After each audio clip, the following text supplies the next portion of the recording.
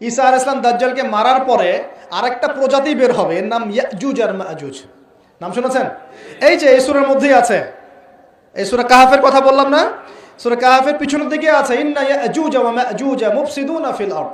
যুলকারনাইন বাদশার কথা পড়বেন, তিনি এই যে দেয়াল নির্মাণ করে দিয়েছিলেন লোহা এবং তামা দিয়ে, মনে আছে, পড়েছেন?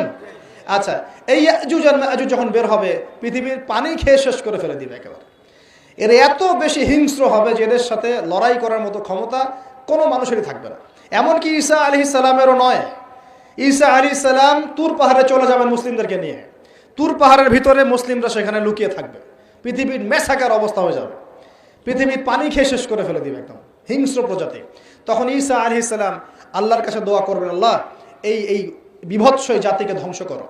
আল্লাহ রাব্বুল আলামিন তখন ওই ইয়াজুজ আর মাজুজের এই কাঁধে, ঠিক কাঁধের মাঝখানে একটা ভাইরাস জন্ম দিবেন। কি জন্ম দিবেন?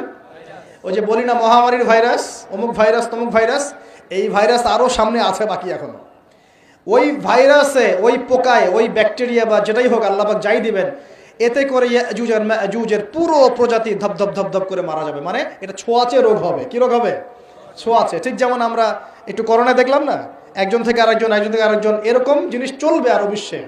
আর এখনকার নতুন রিসার্চ হচ্ছে ওই সাইবেরিয়া অঞ্চলের যে বরফগুলো আছে না, ওর নিচে এই 1 লাখ বছর, 1.5 লাখ বছর, 2 লাখ বছর আগের ভাইরাসগুলো নতুন করে জায়গা শুরু করেছে এখন। হ্যাঁ, এগুলো বিজ্ঞানীরা বলছেন যে এগুলো আবার কোন দিন জানি পৃথিবীতে আত্মপ্রকাশ করা শুরু হয়।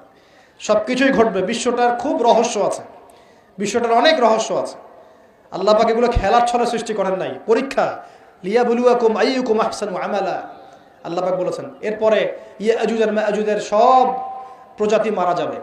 নবীজি বলছেন জমিনে কোনো জায়গায় ফাঁকা থাকবে না, সমস্ত জায়গাতেই ওদের দেহ পড়ে থাকবে। আল্লাহু আকবার।